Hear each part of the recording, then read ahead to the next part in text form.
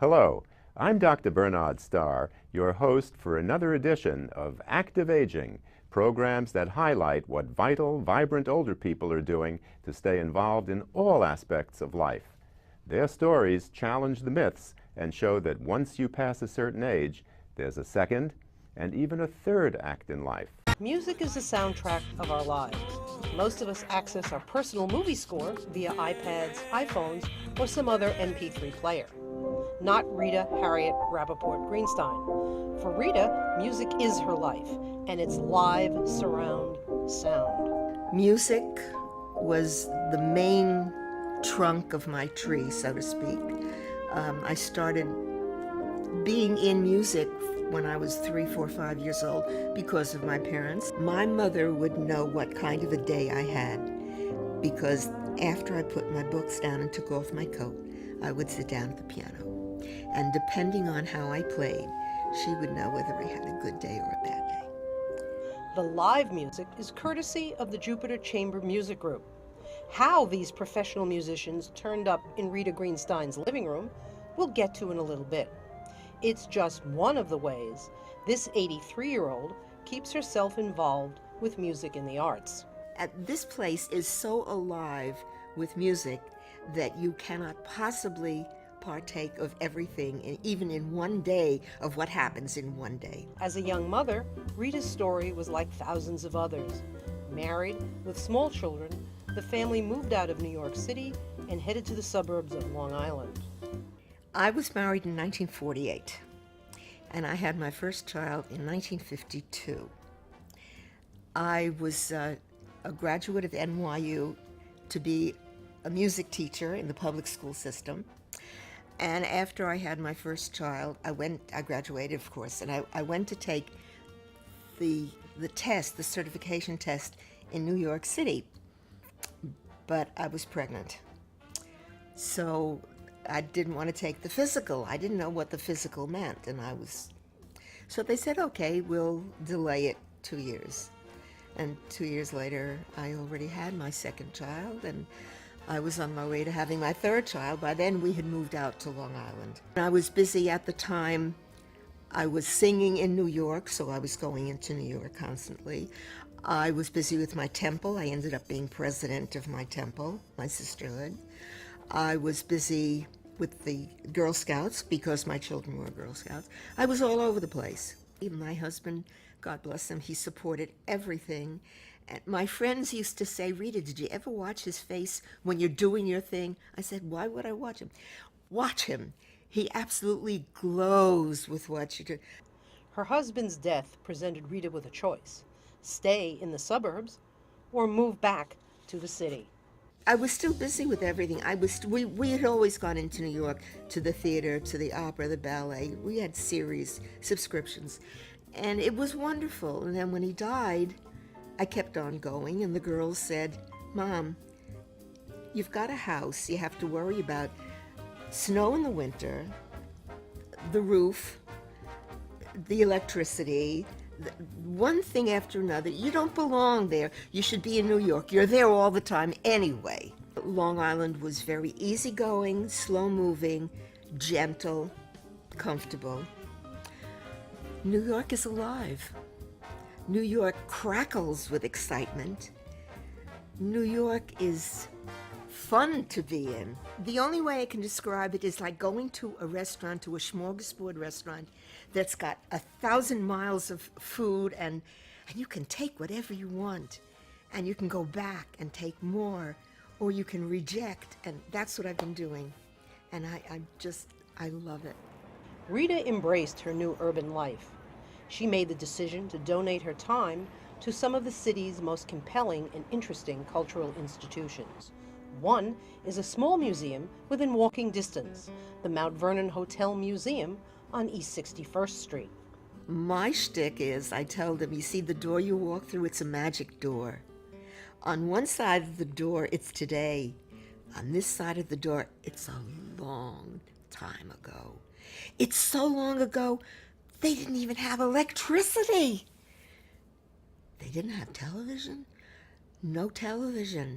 no electric lights. I mean, you've got to act it, you've got to really be in the moment. Before I take the kids in, I ask them to close their eyes and take a look at their kitchen, and then tell me what they see in their kitchen. And they'll tell me a refrigerator, a dishwasher, a sink, all those things, a stove. And then I say, okay, let's go in and see what the kitchen was a long time ago. And their reaction is, where's the refrigerator? Where's the microwave? I said, well, how can they have a microwave? What makes the microwave run? Electricity. I said, well, oh, that's right, they didn't have electricity. You got to play on them. And the kids are wonderful. Rita has an answer to the old joke about how to get to Carnegie Hall. You know the punchline: practice, practice, practice. Rita made her way there after a 3-month training course, learning the history of the hall. She's a docent and proud to share her knowledge with visiting tour groups. Well, I bring excitement to it because I think it's a spectacular place. You give them, in the lobby, you give them the history of the lobby and the basic thing, that there were really 3 halls, that it was opened in 1891, and that kind of stuff. They're thrilled. They look at the pictures. The pictures go back to 1892, 93, 94, and they're all hanging there. And they're amazed that so many people, and many of them do recognize all of those old names. The school kids, of course, know. They'll recognize the modern names. But they're very impressed that we have this wonderful history. For me, the most exciting thing is when we go upstairs, you take the elevator, you go up to the dress circle, and you tell them, when we get there, you're going to walk out and stop. And inevitably they say, oh my God. And then that to me is the essence of the whole tour. I love that. So how do the musicians find their way to Rita's open door? As she tells it, it all started with a small ad in a music program. I saw on the program saying that we thank so-and-so for whatever it was, for their accommodations or something. So I asked the woman in charge, what is this? Oh, those are people who allow us to rehearse in their homes. I said, hey, I can do that.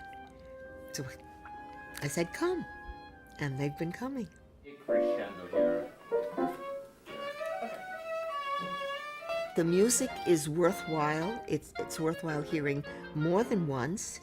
The people who perform them are not only wonderful musicians, they're delicious people. They're charming, they're friendly, they're open, and the music sounds that they give of themselves to us. Max Landau, I met when he was 7 years old, and it turns out Max is quite talented. And so things got bigger and bigger, and he ended up, they brought him to this Jupiter Chamber thing as a pianist. He played a duet with his father, I think was the first time I heard him. And everybody was astounded because it was musical, it was correct, it was well done, it was done with ease and comfort. The next time I heard him, he was playing a trio with a cellist and a violinist, and again, you didn't think, oh, this is a little kid showing off. This was an accomplished pianist at a very lower level that you enjoyed. And he has grown steadily since then, and he's just a delightful boy. When he sits down at the piano, he's a pianist. He's not just a little boy. I love it. I love every piano. There's not one piano I don't like. Well, I think that There's singing, too. Rita is a member of the New York Choral Society. I said, hey, I can sing. I've been singing all my life. I go to summer sings, and one year they said they were having auditions. I said, oh, that sounds great. So I went, I auditioned, and I was accepted. Singing with the group has been a solidifying part of my musical career, even though it's only volunteering. It's kept me focused. It's kept me excited about music because I'm performing and I'm not making a show of myself. There are accountants, doctors, lawyers, chefs, sculptors, you name it. The variety is amazing. Students too. But there's one purpose, there's one commitment that we have, that is to make music. We back ourselves down as people, as individual people, to be a part of the group, to mesh, to make music together. The singing, nurturing young musicians, it all comes back to music. She says, music makes me feel everything. It's what Rita calls her good life. But in the spring of 2012, cancer threatened Rita's good life. The most recent scare was the latest in the battle she's fought with the lethal disease. In 2000, after several other incidents like that, they found out that I had cancer. And they did a lumpectomy, and I went through radiation, and I was fine. This last time, I went for the mammogram, and the doctor said, no, let's do a second mammogram. So they did another one, and no, let's do what's the other test they do? I forgot the name of it. I tell you, you get to be 83 and your memory goes. So they did another test, and they didn't like that one. This is all on the same day. And she says, I think you better come for a core biopsy. Well, I've had that before. I don't like it because they stick a needle into you the size of a number 10 knitting needle. That's as thick as my pinky practically. And they take junk out of you. So I went and I had that done. And they said, oh, it was just scar tissue, you're fine. But until they say you're fine, you go through hell. So I went through a week of hell. And now, when I go back next year for the mammogram, the same thing's going to happen. And I'm going to say, you know what? You can take your knitting needle and go stick it someplace else. But it was a big awakening that I am not immortal. And my good life is not going to continue. And I better face up to it. And I better start slacking down on some of the things that I'm doing. And I haven't, because I can't. What am I going to give up?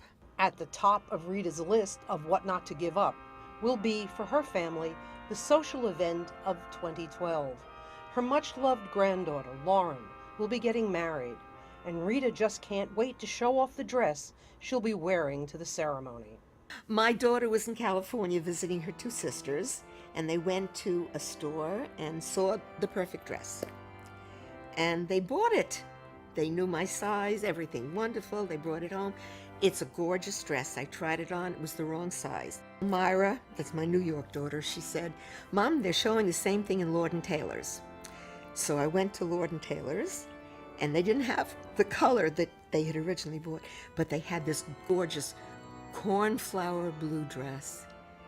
Same style, long, in the right size. I tried it on, and the woman there says, my God, it's made for you. It fits. It was perfect. So I bought it. And when I hear them play, Here Comes the Bride, I will break down. My grandchildren, and every grandmother knows this, my grandchildren are the most precious things in my life. And to see them happy and to see them go on to the next step in life is such a wonderment. It's such a fulfillment. It's such an evaluation of what I am, to see that what I created has created more and more, and that life keeps on going.